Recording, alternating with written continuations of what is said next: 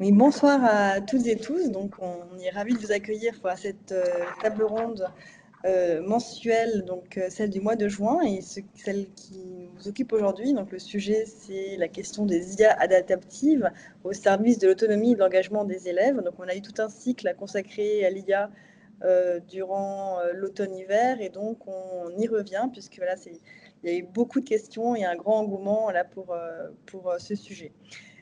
Donc on a aujourd'hui pour répondre aux questions et puis pour débattre et échanger, donc la chance d'avoir trois intervenants. Donc Denis Lamargot, qui est professeur des universités et directeur de l'INSPE dans l'Académie de Poitiers. Également Alix Caliès, qui est enseignante de lettres dans l'Académie de Créteil, à Bondy, et qui est conceptrice d'Écrivore. Donc, elle nous dira quel est ce projet.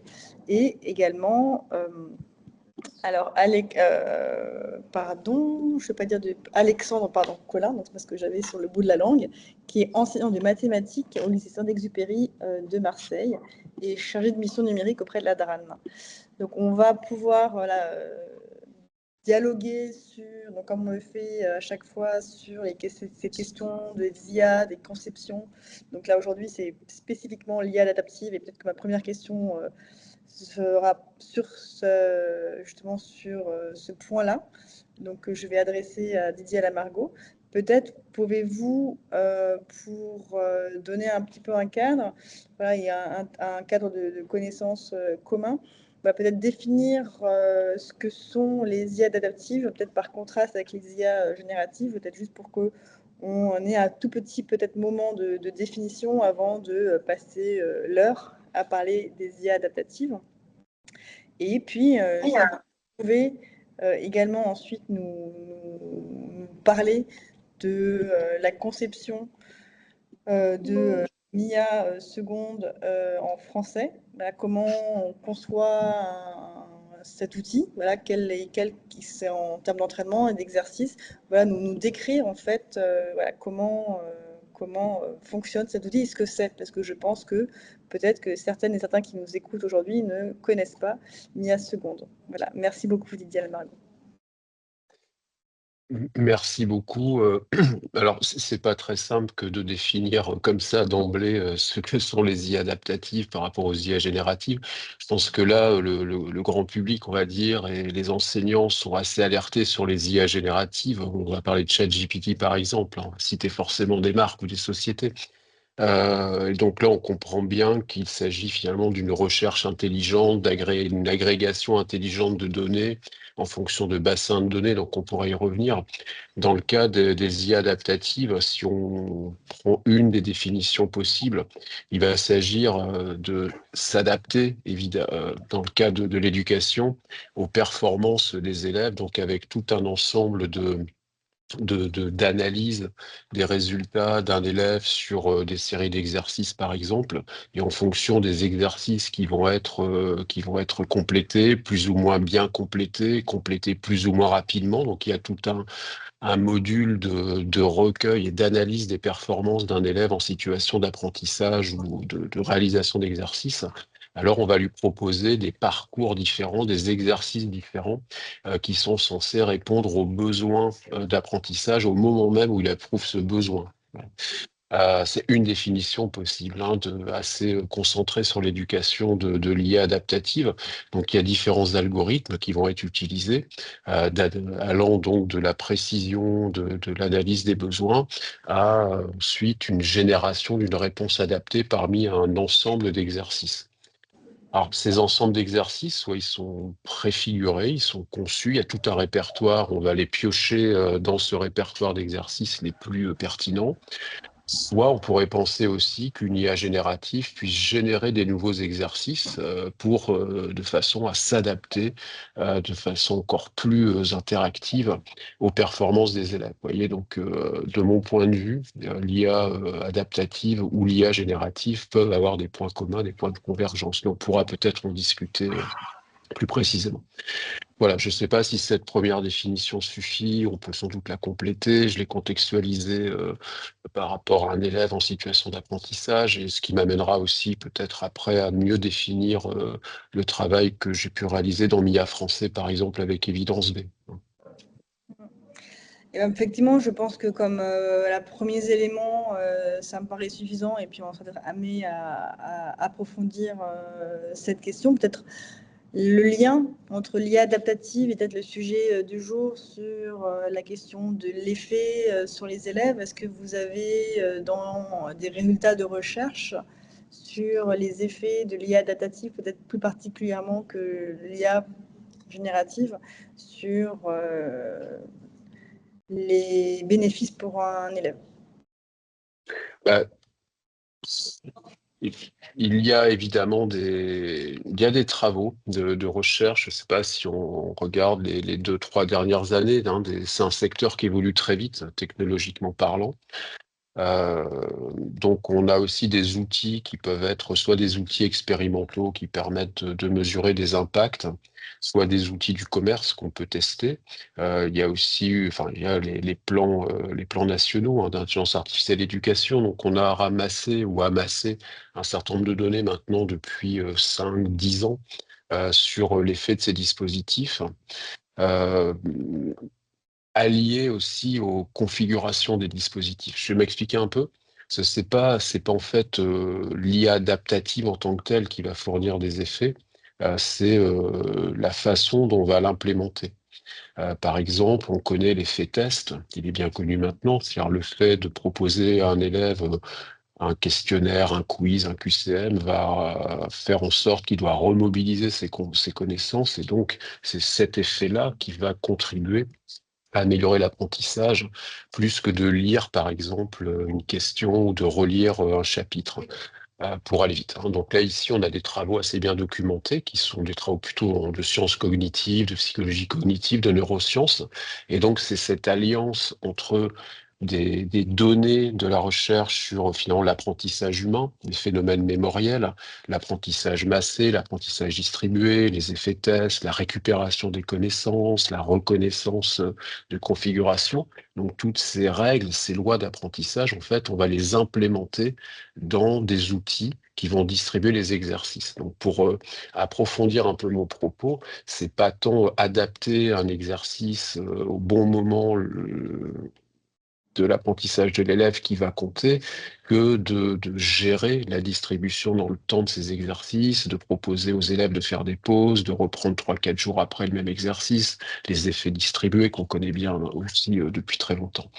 Voilà, donc en fait, tester l'efficacité d'un outil, c'est aussi tester les modalités de sa mise en œuvre. Et donc là, on fait cette alliance entre presque des décennies de travaux sur la mémoire, sur l'apprentissage, avec une façon plus automatique et plus adaptative que de distribuer les exercices.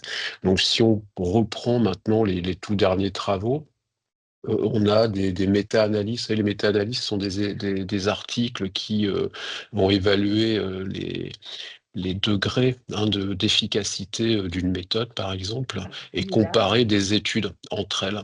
Et donc, on a comme ça quelques méta-analyses qui s'intéressent aux effets des IA adaptatives, la distribution des exercices, etc., qui ont pu être publiées. En général, ils recensent une cinquantaine d'études quand même de par le monde qui se sont intéressées assez récemment ou ces dernières années à ces questions-là. En fait, on a toujours, quand on cherche à évaluer ces effets, deux versants.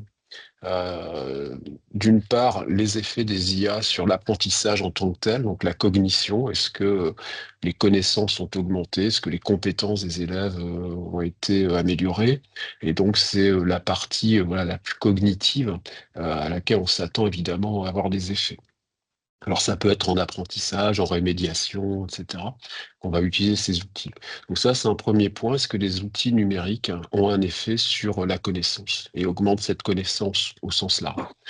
L'autre versant, qui n'est pas indépendant, mais qui est un peu orthogonal, c'est sur non pas tant la connaissance que la motivation. C'est-à-dire le maintien de l'activité, l'appétence à utiliser l'outil, les effets presque donc motivationnels, presque affectifs, hein, de relation à l'outil, qui vont faire que l'élève étant plus motivé, eh bien, on sait qu'il y a un rapport, une relation entre l'affect, la motivation, l'apprentissage, et donc l'outil pourrait, par exemple, en tant que tel, ne pas apporter forcément de nouvelles connaissances, mais apporter un degré de motivation qui fait que l'élève va mieux apprendre, hein. Voilà. Donc, c'est sur ces deux aspects-là, en fait, qu'on a des études.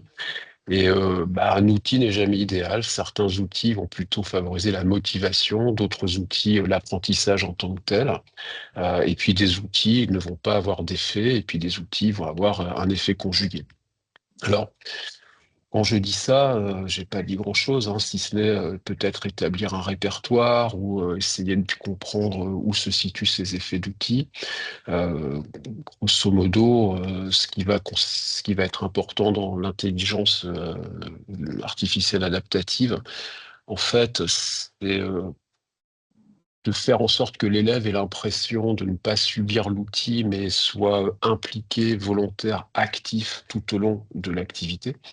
Donc ça veut dire qu'il va falloir gérer les feedbacks, il va falloir donner à l'élève l'impression d'être maître de son parcours, même si les exercices lui sont distribués, sans qu'il en ait forcément conscience. Un autre vecteur important qu'on apprend et qu'on est en situation d'auto-apprentissage, c'est l'erreur. C'est-à-dire, il va falloir valoriser l'erreur, en fait. L'erreur qui est vue comme une faute, il faut plutôt la voir comme une tentative. Et donc, c'est à travers l'analyse des erreurs, des hésitations des élèves qu'on va pouvoir améliorer le parcours. Et puis aussi, il faut pouvoir encadrer l'usage de l'outil. C'est-à-dire, c'est pas parce que l'élève en auto-apprentissage qu'il échappe à la classe, qu'il échappe à l'enseignant, cette pratique doit être aussi inclue dans une pratique pédagogique plus large. Ça ne se substitue pas. Donc voilà, c'est tous ces paramètres-là qui vont être testés, et c'est à partir de ces grilles, hein, très composites, très multicritériées, qu'on va pouvoir décider si un outil est plus ou moins efficace. Voilà, donc après, on peut rentrer dans le détail de chaque outil ou de chaque effet sur la motivation, sur la cognition, mais grosso modo, tous les outils qui sont maintenant commercialisés donnent lieu à ces tests-là, en fait. Très bien.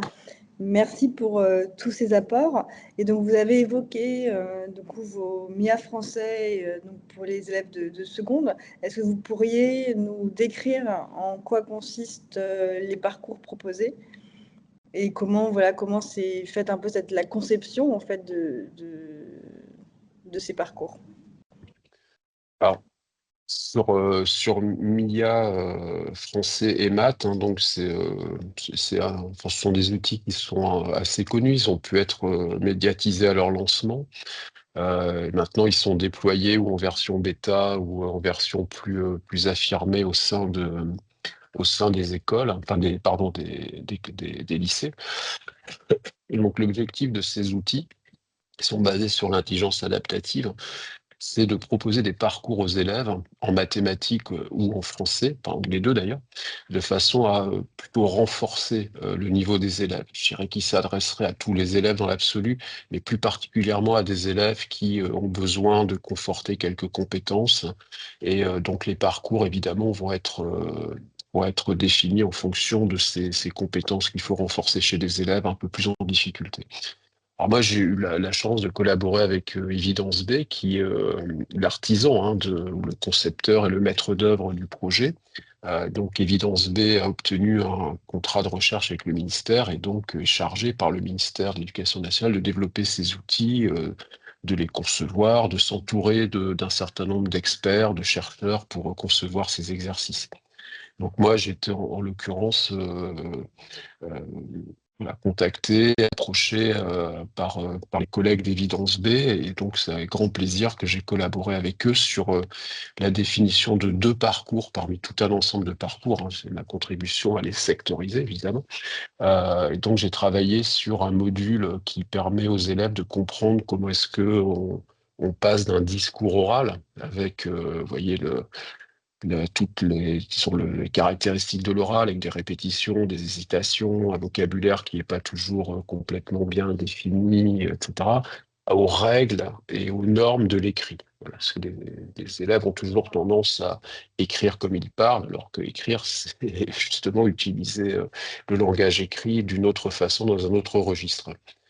Donc voilà, un premier module du passage de l'oral à l'écrit, un second module qui se spécialise, lui, dans l'écrit, dans la production écrite, donc la rédaction, qui est un exercice complexe hein, pour les élèves de seconde, notamment les plus en difficulté. Donc là, ben, on a en fait décomposé l'activité. Je crois que si je devais aller à l'essentiel, à partir du moment où on va travailler sur le montage d'exercices adaptatifs, ça veut dire qu'il faut que cette activité complexe, composite, qui est la production écrite, la rédaction, on la décompose en un certain nombre de sous-exercices, en quelque sorte, qu'on en dégage des compétences. Donc là, c'est un travail de chercheur, en fait, hein, qui va travailler sur la planification du contenu, l'élaboration des phrases, le choix du vocabulaire, les accords sujet-verbe dans une phrase, bref, toute une panoplie de connaissances que l'élève se doit de maîtriser, notamment en seconde.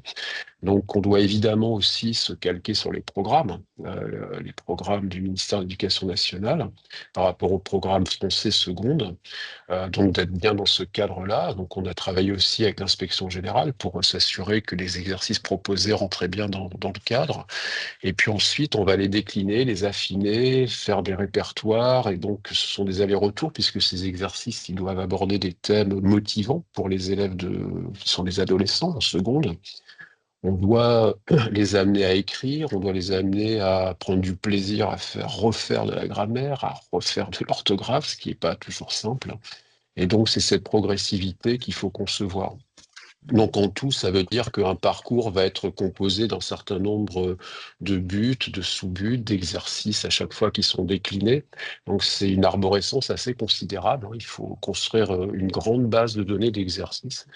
Et en l'occurrence, moi, j'ai pris beaucoup de plaisir à créer ces exercices en y mettant à la fois des connaissances liées à la recherche, en pensant à l'aspect didactique, pédagogique, que l'exercice ait du sens pour les élèves, hein, qu'ils maintiennent une motivation, et que ces exercices soient aussi évaluables. Puisqu'une grande difficulté, c'est pas tellement de proposer des exercices, c'est que les exercices proposés doivent pouvoir donner lieu à un feedback.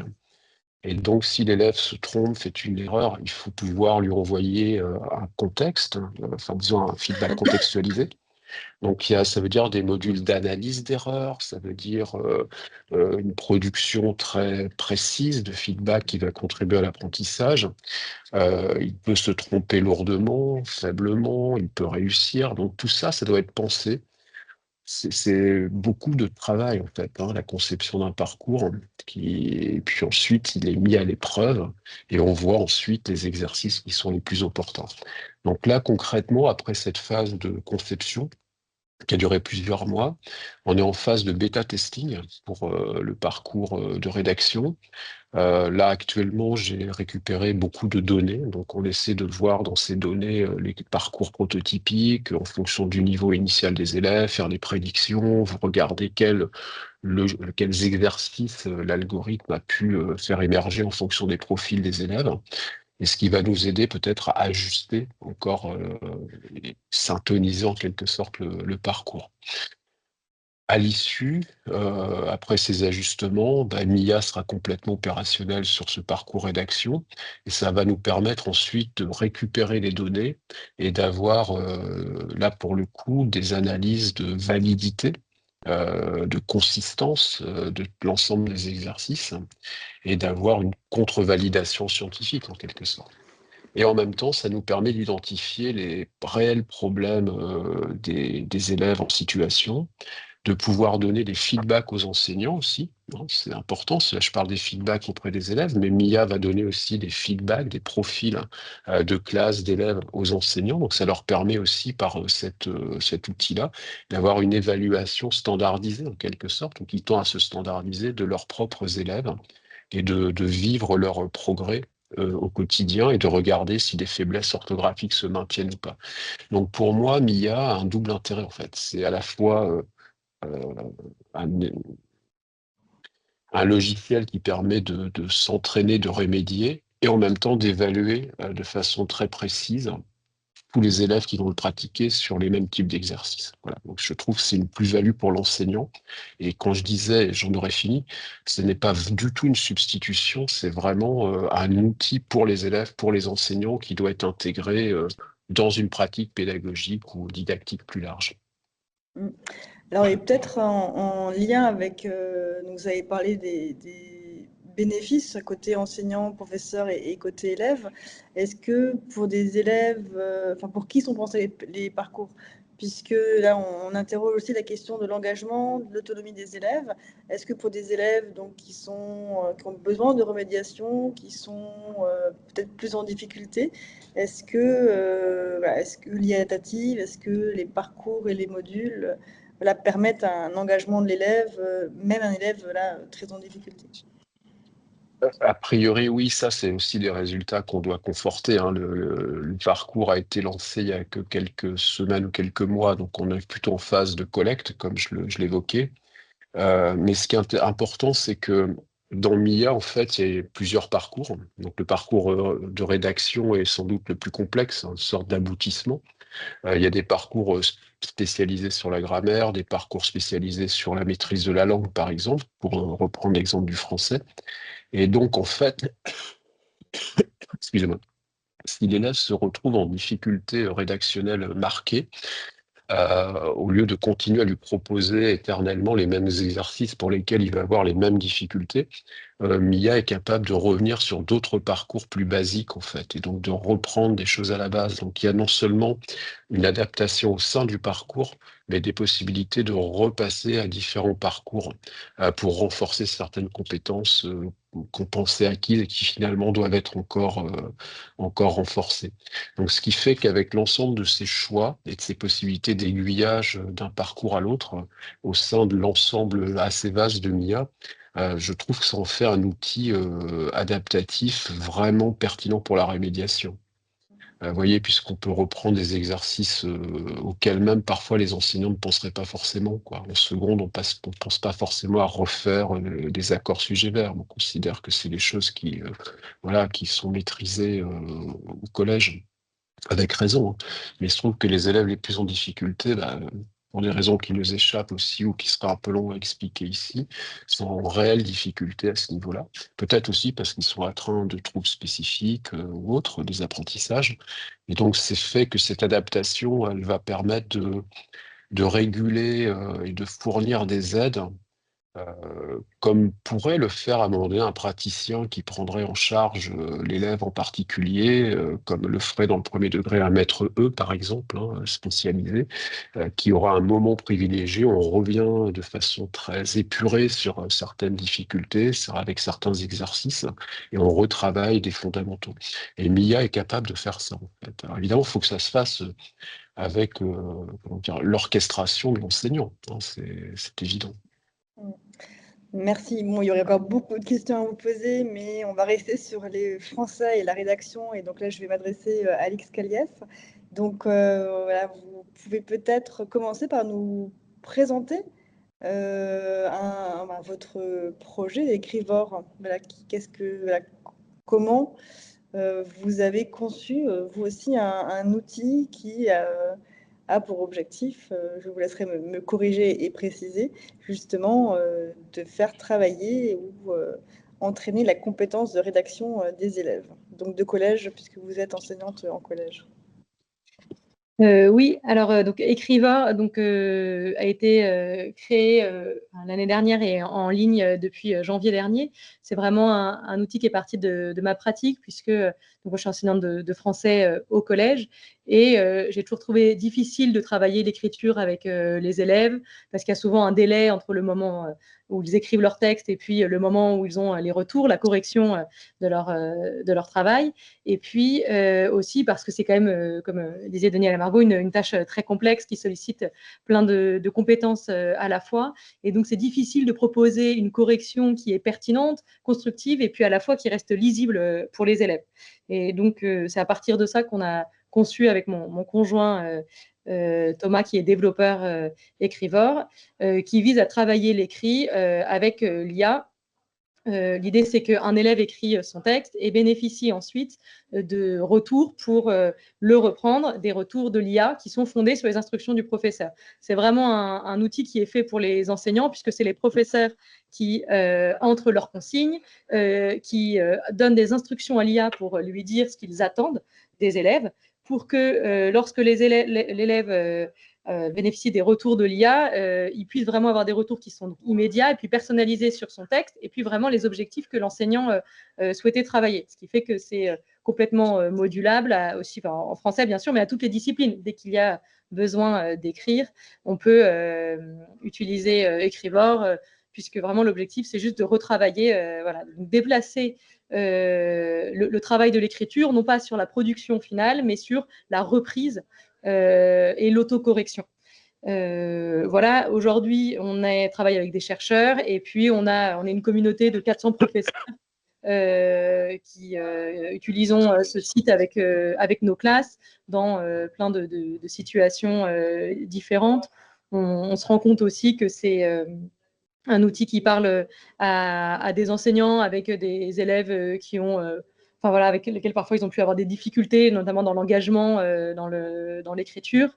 Et donc, c'est vraiment essayer de leur faire reprendre leur texte, notamment les tâches un peu rébarbatives qui sont mettre des majuscules au début des phrases ou des points à la fin.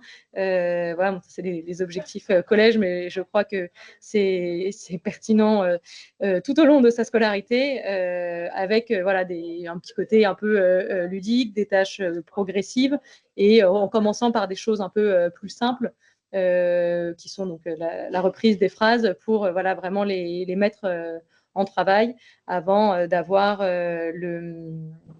la partie juste plus sur les consignes, etc.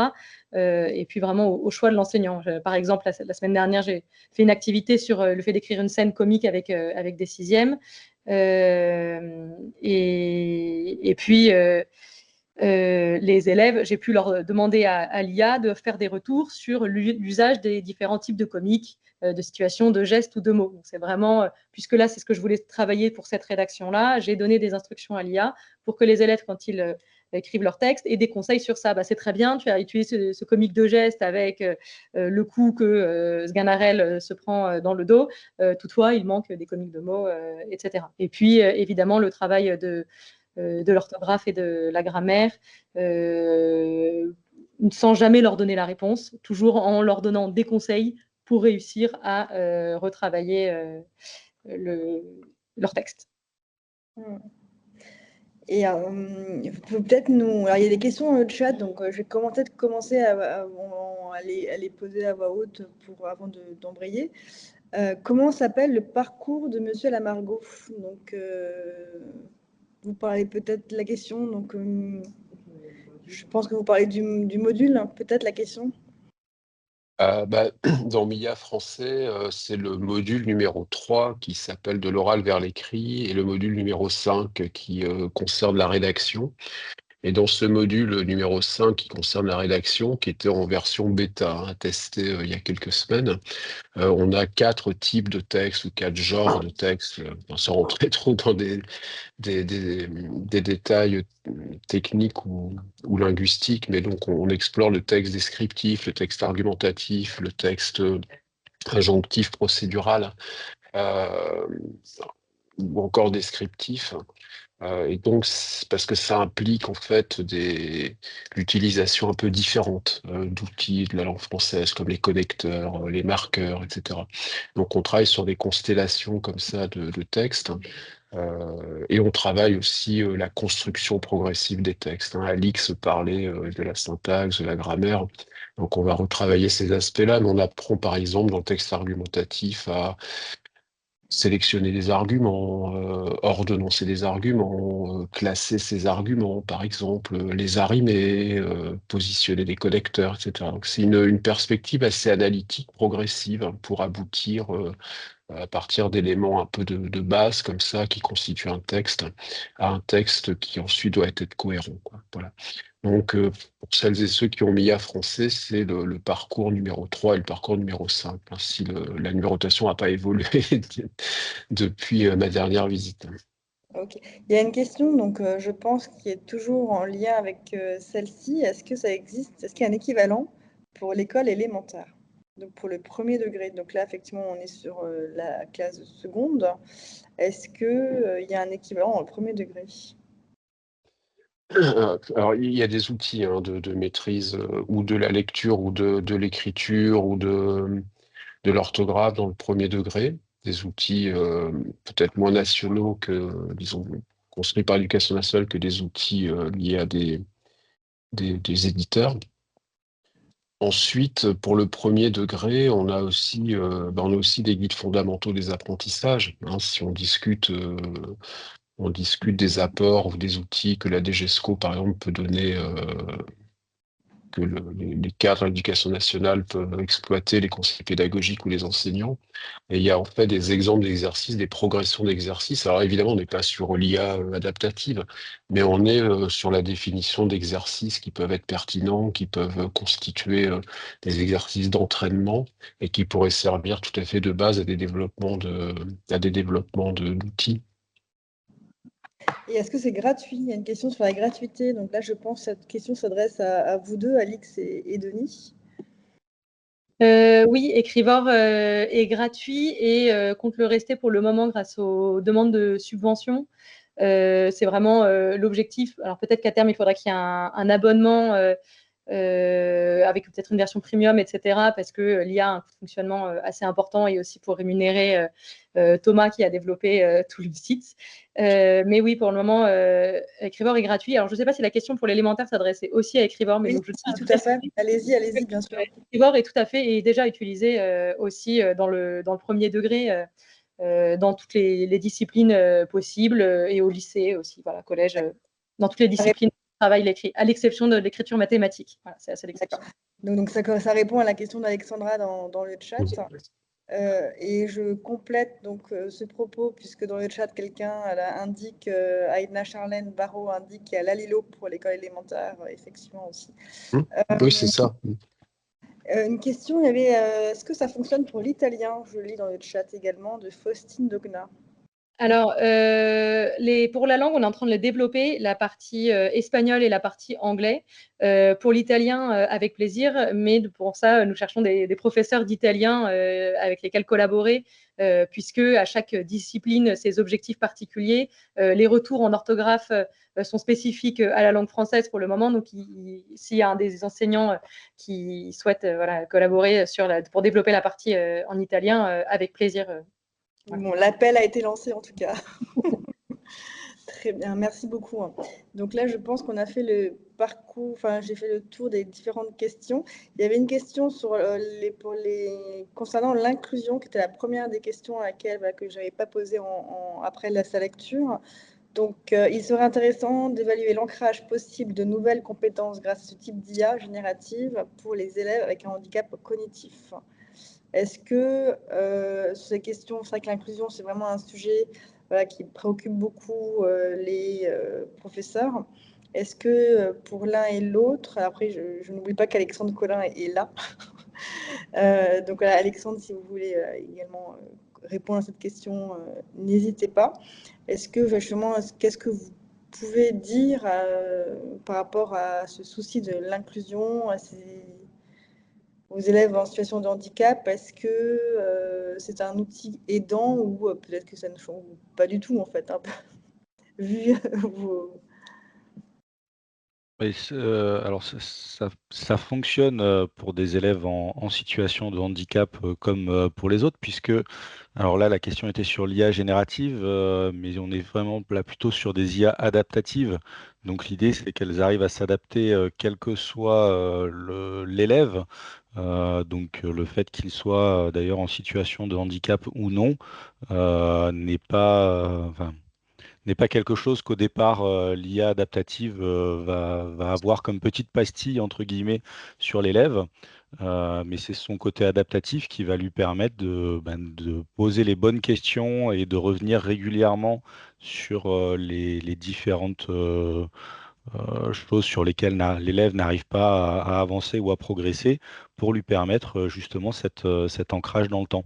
Après, c'est moins l'objectif, je dirais, en tout cas de MIA, il me semble, de réaliser l'ancrage vis-à-vis des nouvelles compétences, par exemple de seconde, et on est plus sur de la remédiation au départ, et donc de revenir sur l'ancrage des connaissances de collège davantage, revenir sur les problèmes de compréhension que les élèves ont eu en amont.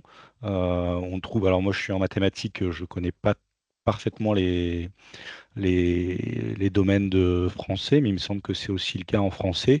On trouvera en mathématiques, on trouvera peu d'exercices, je dirais, de niveau vraiment seconde, mais beaucoup plus de remédiation, de choses dont on a besoin pour que les élèves puissent comprendre le niveau seconde sans aucun souci. Donc on travaille plutôt sur voilà, le fait qu'il n'y ait pas eu d'ancrage sur les années précédentes que sur un ancrage sur l'année en cours. Alors, peut-être qu'on va rester encore un petit peu en mathématiques, Alexandre. Peut-être que vous pouvez nous faire un retour. En tant qu'enseignant, donc on a entendu au niveau de la conception, même si on n'est pas dans la même discipline et que vous êtes en mathématiques et que Denis Lamargot nous a parlé de la conception des modules, on s'est plus attardé sur le français. Côté enseignant, côté ce que vous avez pu observer avec les élèves, peut-être que vous pouvez nous faire un retour d'expérience sur MIA seconde en mathématiques. Oui, Et donc comment moi décrire un parcours oui. d'élève peut-être, Alors moi je rappelle que je suis enseignant en mathématiques en lycée dans les quartiers nord de Marseille, donc avec une population un petit peu spécifique éventuellement. Donc la manière dont j'ai eu d'utiliser MIA seconde, alors qui sortait vraiment cette année, donc j'ai commencé par m'intéresser au module compile. L'avantage du module compile, donc pour ceux qui connaissent pas MIA seconde, c'est de pouvoir choisir moi au départ quelles sont les questions vraiment à l'intérieur des parcours que je souhaite poser à mes élèves parce que j'en ai besoin dans mes cours. Donc ça, c'était à peu près au mois de fin novembre, début décembre, quand on a eu accès à la plateforme, parce que je voulais vraiment cibler les choses dont j'avais besoin immédiatement pour que les élèves aient un certain intérêt à utiliser cette plateforme. Donc j'ai commencé par l'utiliser avec eux en classe pour des raisons aussi techniques d'appropriation de la plateforme. Et petit à petit à faire, on va dire, à passer du 100% d'utilisation en classe à un peu moins d'utilisation en classe et un petit peu plus de travail à la maison, puisque ça permet, la plateforme permet de suivre la manière dont les élèves répondent au fur et à mesure, donc que ce soit en classe ou à la maison. Et donc après, dans un deuxième temps, je me suis intéressé au module IA de la plateforme. Donc là, j'ai débloqué directement pour les élèves les parcours que je souhaitais faire avec eux dans mon domaine mathématique pour qu'ils puissent, vu qu'ils avaient commencé à prendre l'habitude de travailler régulièrement à la maison avec, avoir cette notion d'ancrage et de révision de l'ensemble des programmes, on va dire des années précédentes, au fur et à mesure de l'avancement du cours et de l'avancement de l'année, voilà, scolaire, tout simplement. Et vous avez évoqué du coup ce va-et-vient entre ce que vous pouvez lancer en cours, en classe avec eux et leur travail à la maison. Est-ce que vous observez que ce va-et-vient se fait entre la classe et la maison? Donc, ce qui rejoint la question de l'autonomie, éventuellement que ce que le support offre, voilà, peut, peut favoriser en tout cas l'engagement de l'élève en dehors de votre présence. Ouais, bah, voilà, alors ce qu'on a noté avec un petit groupe de collègues collège-lycée avec lequel on travaille, c'est que alors le travail à la maison dans notre secteur d'élèves, au sein de notre réseau est quelque chose d'assez compliqué en mathématiques. Et si la tâche est trop longue ou trop complexe, l'élève n'adhère pas et ne rentre pas du tout dans la tâche. Donc réussir à avoir ces tâches au bon niveau pour que l'élève s'en empare complètement à la maison et qu'il y ait un vrai travail à la maison. Alors parce qu'on parle d'IA, donc les IA génératives, pour le coup, sont très utilisées par les élèves.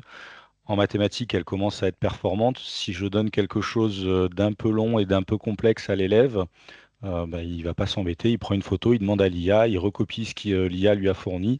En même temps, il a regardé la télé, il a écouté de la musique. Impact dans la mémorisation, le travail de l'élève, absolument aucune.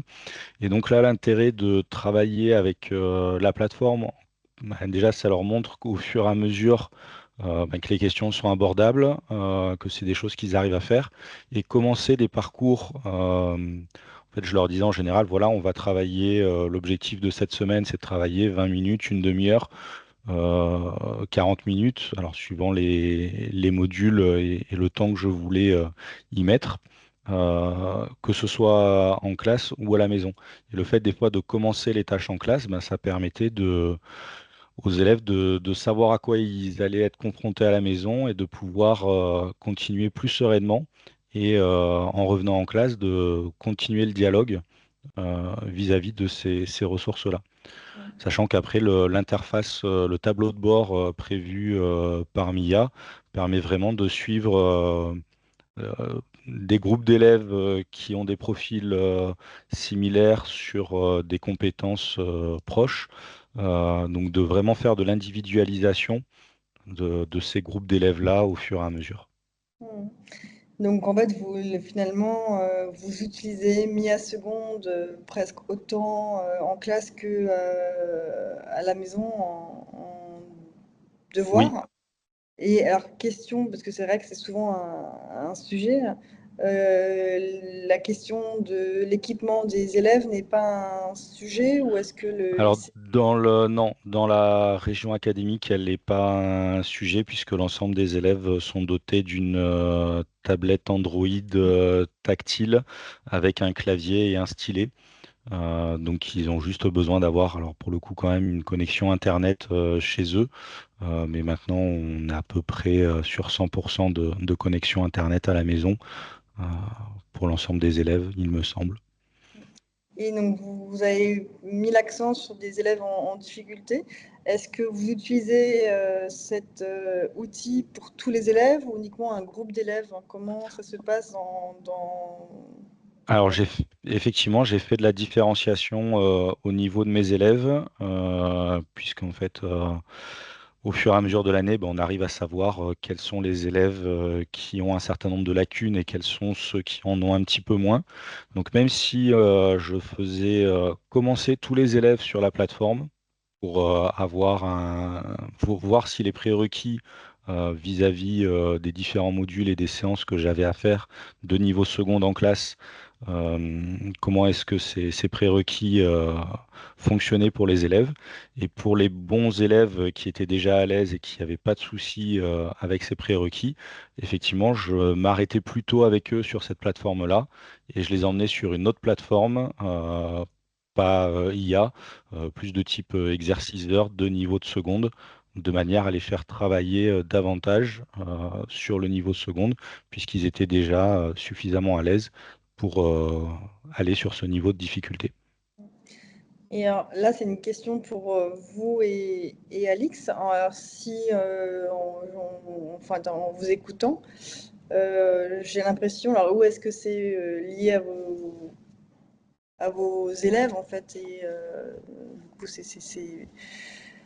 et donc là, c'est une question, je dirais, incidente ou de hasard, mais est-ce que du coup, ces outils correspondent ou aident davantage les élèves en difficulté ou ils s'adressent vraiment à tous, les uns et les autres?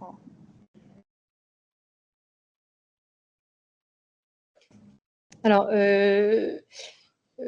En ce qui concerne Écrivor, j'ai effectivement constaté que ça aidait les élèves en difficulté, notamment parce que c'est quand même plus facile de retravailler son texte avec des petites aides, enfin voilà, un petit commentaire à gauche ou des phrases surlignées en rouge qu'avec une copie qu'on a avec de la correction dessus, et parce que les retours viennent progressivement.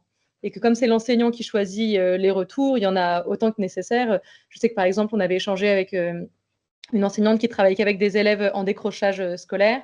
Et elle, la première activité qui l'intéressait, c'était juste la reprise de la longueur des phrases, des majuscules et des points. Pas d'autres retours, ni sur le vocabulaire, ni sur les notions vues en classe, etc. Juste pour les mettre au travail, les mettre à l'écriture, et puis bien sûr à la reprise, parce que c'est quand même ça qui est fondamental.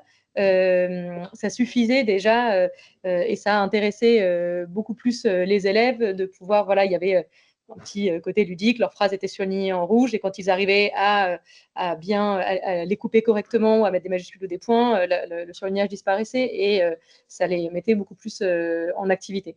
Et pour mes élèves aussi, moi ce que je constate, c'est que quand je faisais des activités, même en accompagnement personnalisé, où on est 2 enseignants, où il fallait retravailler les textes, leur donner des grilles de relecture de leur rédaction, etc. On avait beau être 2 à passer dans les rangs, il y avait toujours un certain nombre d'élèves, notamment les élèves en trop grande difficulté, qui ne travaillaient pas parce qu'ils ne savaient pas par où commencer. Et là, quand je vais en salle informatique, donc effectivement, je rejoins tout à fait Alexandre sur le fait de commencer l'activité en classe pour qu'ils la terminent chez eux, et mais qu'ils sachent déjà comment ça fonctionne, qu'ils aient pu un peu apprivoiser l'outil. Et donc là, en salle informatique, ils sont tous en activité en même temps, à différents stades. Ça leur prend plus ou moins de temps, mais ils sont tous dans ce travail de reprise de leur texte, puisqu'ils sont accompagnés pour le faire, ce qui leur permet aussi de gagner en autonomie. Moi, ils me sollicitent beaucoup moins. Lorsqu'ils me sollicitent, c'est pour des questions beaucoup plus précises qu'avant, où il y avait quand même beaucoup de m'enlever de « bon, là, je vais faire quoi ? Et là, je fais quoi ?» Et alors que là, ils sont vraiment guidés. Et donc, voilà, ils sont à la tâche. Et puis, parfois, bon, ils ont des doutes, ils ont des interrogations, et je suis là, mais ils sont quand même beaucoup plus en autonomie. Je vais rejoindre Alix sur ce côté-là, hein. Quel que soit l'élève, ça lui permet de fonctionner à son rythme, quelles que soient ses difficultés. Alors nous, on est seul face à 30 élèves. C'est vraiment la plus-value de l'IA adaptative à ce moment-là, c'est de pouvoir, alors pas nous dupliquer, hein, parce qu'on reste avec notre expertise sur nos domaines. Mais c'est vrai que moi, je m'en sers. Alors, le fait, en mathématiques, on a quand même énormément de plateformes différentes qui nous permettent de travailler. Et au final, ça va être le choix de la plateforme enfin, je vais choisir la plateforme correspondant à l'élève vis-à-vis de son avancée et de ce que j'ai besoin de lui faire travailler.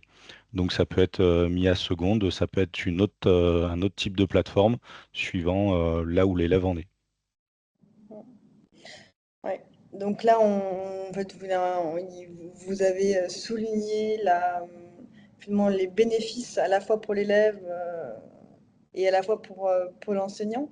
Est-ce que du coup, vous pouvez peut-être développer quels sont les avantages pour les professeurs avec Mia Seconde ou Écrivor, si ce n'est le gain de temps, et peut-être en termes de différenciation? Est-ce que vous voyez d'autres éléments? Peut-être ce que j'évoquais tout à l'heure, c'est-à-dire avoir un outil d'évaluation, alors qui effectivement fait gagner du temps, puisque l'élève en situation d'auto-évaluation, en tout cas le système évalue l'élève presque à ses dépens quelque part, hein, par rapport à son activité. Et surtout, on a accès à des types d'évaluation, à des données, à des mesures qui ne sont pas évidentes, ni possibles, ni toujours possibles pour un enseignant d'obtenir dans sa classe sans cet outil, en fait. Une des grandes, enfin, un des grands problèmes de l'évaluation de la rédaction, bah, c'est le temps qui doit être consacré par les enseignants dès lors qu'ils demandent une production écrite à 30 élèves. La question récurrente, c'est jusqu'à quel point on corrige? Est-ce qu'on souligne chaque faute? Est-ce que chaque erreur d'orthographe? Est-ce qu'on relève la syntaxe? On relève la rhétorique? Enfin, voilà. ça peut être sans fin, la correction ou l'évaluation d'une rédaction. Donc là, on a, à travers ces parcours-là, on a la possibilité d'avoir différentes compétences qui sont évaluées. Ces compétences se construisent, on peut aussi évaluer la qualité de la construction de ces compétences, et on peut aller jusqu'à évaluer, notamment dans MIA français, la partie rédaction. On travaille aussi avec d'autres collègues qui travaillent, ils sont informaticiens et qui travaillent sur le traitement automatique de la langue. On peut fournir une analyse, une première analyse des critères de qualité du texte. Et là, c'est un autre algorithme qui va évaluer les textes produits par les élèves. Donc là, on n'est plus tout à fait sur l'IA adaptative, mais sur une IA évaluative, en fait, hein. Et ça, c'est intéressant parce que ça veut dire que les enseignants ont une évaluation qui est pluricritériée et qui va de l'évaluation de l'orthographe prise isolément à l'évaluation d'un texte produit de façon plus complexe. Et donc, je trouve qu'une formation qui serait intéressante, ce serait apprendre aux enseignants et aux équipes enseignantes à utiliser les retours de logiciels comme MIA, d'analyser les parcours d'adaptation qu'a proposé le logiciel pour avoir un établissement de profil en fait, de leurs élèves, un profil au bon sens du terme, et donc d'avoir des critères de différenciation qui sont comme une mesure avec ce qu'on est capable, nous, humainement, en tant qu'enseignants, d'une part, de mesurer, de recueillir, d'analyser dans une journée, quoi. Voilà. Donc ça, je trouve que c'est un apport qui est un peu plus souterrain, un peu plus caché, qui en fait, s'il est bien exploité, est un renouvellement des critères de différenciation. Ok, merci Denis. Et Alix et Alexandre, est-ce que vous voulez compléter sur cet aspect-là? Et Ouais, peut-être éventuellement sur un constat, sur ce que ça apporte aux enseignants, je sais que en tout cas, j'ai fait beaucoup plus de travaux autour de l'écrit cette année parce que je n'avais pas et des travaux beaucoup plus ciblés avec des objectifs, voilà, toujours dans cette idée de la tâche complexe qu'est l'écriture, plutôt que de faire, comme j'avais tendance à le faire, des grandes rédactions qui devaient reprendre des notions vues en classe, et puis voilà, bon, l'orthographe, la syntaxe, etc. De faire plus souvent des activités d'écriture un peu plus ciblées et sur de nombreuses thématiques, hein. Ça pouvait être aussi en devoir de vacances, aussi raconter, enfin, écrire une critique d'un spectacle vu, etc. Et donc de donner la possibilité aux élèves de vraiment s'entraîner à retravailler leurs textes avec moins d'objectifs à la fois, pour que dans des situations d'écriture un peu plus complexe, ils se soient déjà entraînés. Et puis, les professeurs bénéficient d'une analyse du travail des élèves, notamment de l'analyse de la reprise, de savoir si toutes les phrases ont été corrigées ou pas, ont été modifiées ou pas, combien d'erreurs ont été corrigées ou non, etc.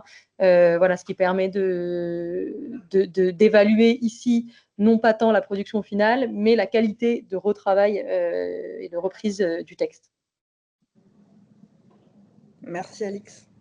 Et moi, je rajouterais, mais ça va un petit peu avec ce qu'a dit Alix et Denis, hein, le côté adhésion de l'élève à la tâche est quand même relativement important sur ce type de plateforme, parce qu'il sait que du coup, la tâche qu'on va lui demander est adaptée à lui.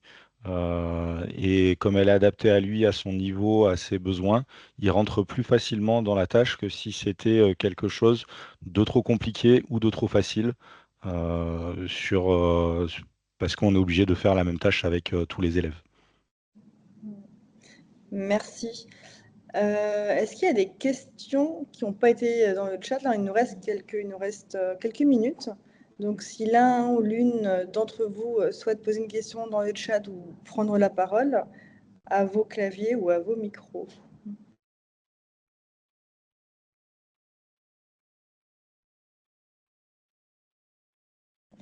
Avez-vous des retours des parents des élèves quant à l'usage des outils d'IA par leurs enfants? Ah oui. Alors là, je vous laisse répondre. Et je peux peut-être juste renvoyer à une table ronde précédente, donc du cycle IA que j'ai mentionné tout à l'heure. Donc c'était la première table ronde, côté de mémoire, c'était en décembre, qui était consacrée à la question de l'éthique et de l'IA. Donc effectivement, tous ces aspects-là avaient été traités, notamment avec un juriste. Mais ça n'empêche pas à Denis, Alix ou Alexandre de vous répondre, bien sûr. Alors, je ne peux pas dire pour tous les parents, mais les élèves utilisent quand même déjà beaucoup l'IA. Alors, pour leur demander de faire ses devoirs à leur place, mais aussi pour des conseils. Moi, j'ai des élèves dès la 6e qui demandent aussi de l'explication de cours ou est-ce que mon exercice est correct ou non. Donc, c'est plutôt les élèves et leurs parents utilisent l'IA. Enfin, moi, de ce que je constate, plus que pour le moment en ont peur. Et donc, je pense qu'ils sont plutôt à la recherche d'outils pouvant justement guider un peu dans l'usage de l'IA plutôt que juste le chat de l'IA générative. Et notamment, on a eu un certain nombre de demandes de parents d'élèves 10 qui nous demandaient justement si eux, ils pouvaient l'utiliser avec leurs enfants. Donc, c'est plutôt pour le moment, plutôt dans ce sens-là, et donc de l'importance d'avoir des outils fiables et qui guident vraiment les élèves dans leur usage de l'IA, avec bien sûr, toujours avec drivé par l'enseignant.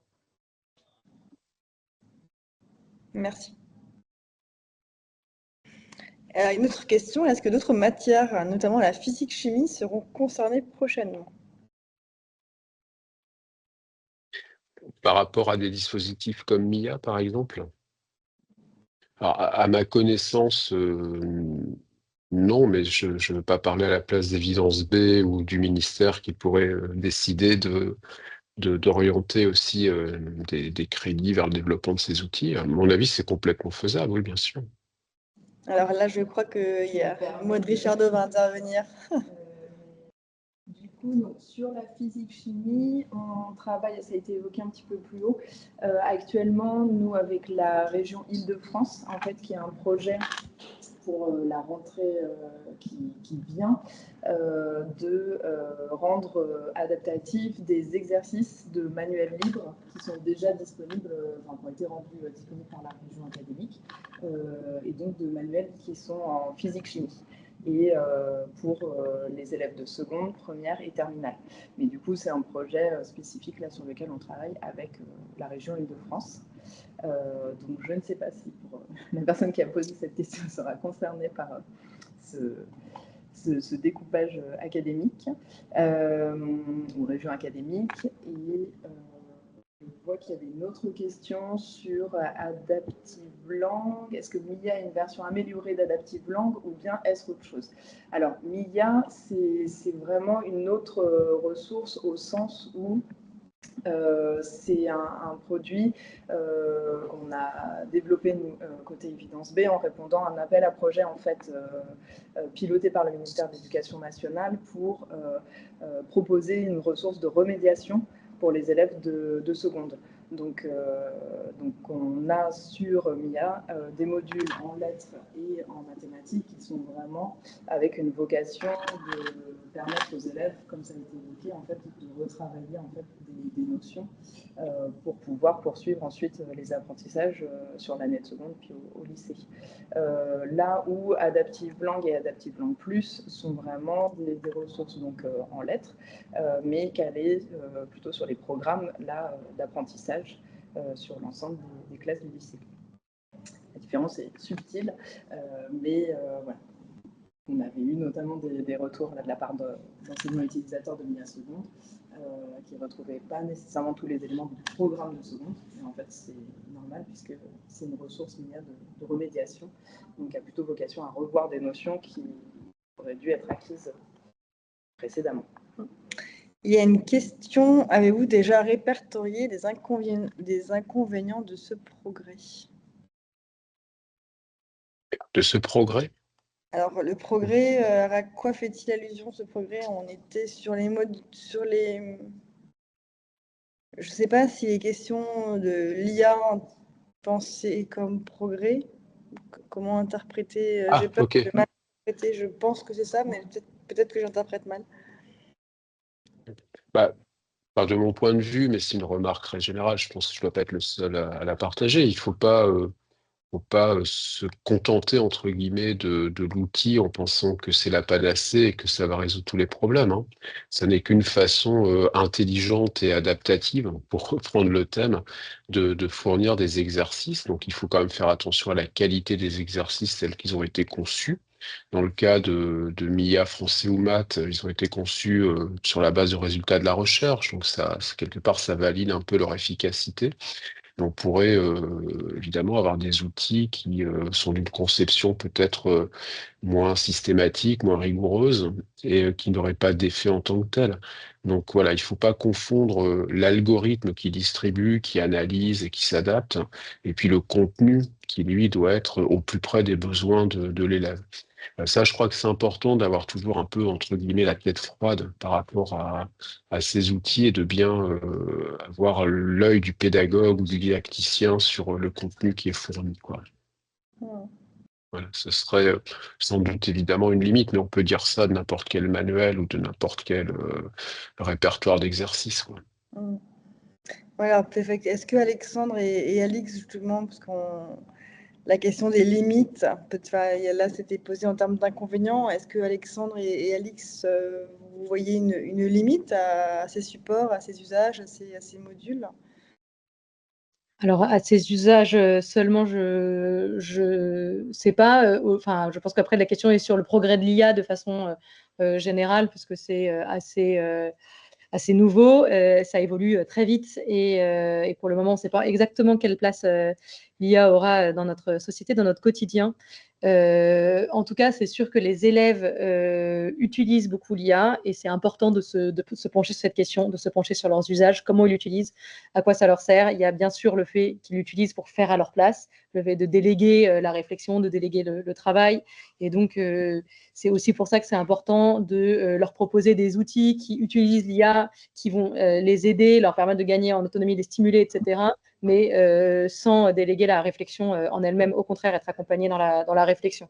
Et voilà, des outils engageants qui les motiveront suffisamment pour ne pas aller juste recopier un texte généré automatiquement. Merci. Et comme on a dit, chaque plateforme a, on va dire, entre guillemets, son cœur de métier. Donc, voilà, l'inconvénient peut être éventuellement là, c'est-à-dire que ben voilà, MIA seconde va faire de la remédiation, Adaptive Lang va permettre de travailler sur le programme en cours. Donc, si je reste sur le français avec ces deux exemples-là. Donc après, on n'a pas, entre guillemets, une IA qui va permettre de faire tout ce dont nous, enseignants, on a envie de faire à l'heure actuelle, mais on va avoir plusieurs petites briques d'IA à différents endroits. Donc après, c'est encore à nous de savoir quelles sont ces briques, où est-ce qu'elles existent, comment on y accède et à quel moment est-ce qu'on envoie ces élèves sur l'une ou sur l'autre. Merci beaucoup. Alors, on va clôturer cette table ronde, sauf s'il y a une question qui arrive. Sinon, je vous propose donc, de clôturer et peut-être Denis, Alix et Alexandre d'avoir un mot de la fin qui peut être au revoir si vous ne souhaitez pas compléter. C'est pas, j'ai commencé, alors je vais finir en premier, on va dire. Non, mais écoutez, tout a été dit, enfin, tout a été dit, beaucoup a été dit hein, sur les intérêts, les limites, les paramètres qui sont manipulés. Peut-être moi, ce que je dirais juste pour finir, c'est que ces outils-là, par leur caractère analytique, adaptatif, amènent sans doute les équipes enseignantes à considérer plutôt le processus que le produit final. Je pense que voilà, Alix partage ce point de vue sur on a accès aux modalités de révision, d'élaboration des contenus du texte, par exemple, pour parler de la production écrite. Et ça, je crois que c'est une nouveauté, quoi. On a une aide à l'analyse d'un processus qui était somme toute assez invisible, assez caché. Donc les démarches de l'élève apparaissent, quoi. Donc ça, je trouve que c'est quelque chose qui peut être très innovant, en fait, au-delà de l'outil. Merci Denis. Alors, Alix et Alexandre, est-ce que vous souhaitez ajouter un petit mot? Et sinon, Alix, on va continuer, on va faire dans l'ordre inverse de départ. Déjà, merci beaucoup pour cette invitation à cette table ronde. Je trouve que ce sont toujours des échanges très riches et notamment parce que, voilà, encore une fois, il y a encore tout à définir pour l'IA, ses usages, et donc il faut continuer vraiment à se poser toutes ces questions pour lui donner le plus de sens possible dans nos usages pédagogiques. Voilà. Merci Alix et Alexandre. Un grand merci aussi pour l'invitation, un grand merci à tous ceux qui sont venus nous écouter et un bon courage pour aider toutes et tous nos élèves à réussir à fonctionner avec l'IA dans le futur d'une manière optimale. Et comme le disait Denis, notamment dans ce côté, je réfléchis à la question, à comment est-ce que j'arrive non pas à demander une réponse, mais petit à petit à la trouver moi-même au fur et à mesure de mon apprentissage. Merci beaucoup. Alors, écoutez, merci beaucoup à vous trois, Denis, Alexandre et Alix, là, pour avoir accepté cette invitation, pour les échanges. Donc, et merci à celles et ceux qui nous ont écoutés. Donc, ça a été écrit dans le chat pour retrouver les tables rondes précédentes. Elles se trouvent sur l'adresse du blog Les Terrains Innovants qui a été indiquée dans le chat. Donc, si vous voulez retrouver toutes les conférences de l'année et celles des années précédentes, vous les trouverez avec un compte-rendu et les vidéos et quelques ressources associées. Et un grand merci à vous et je vous souhaite une bonne soirée. Au revoir. Merci à vous encore une fois. Au revoir.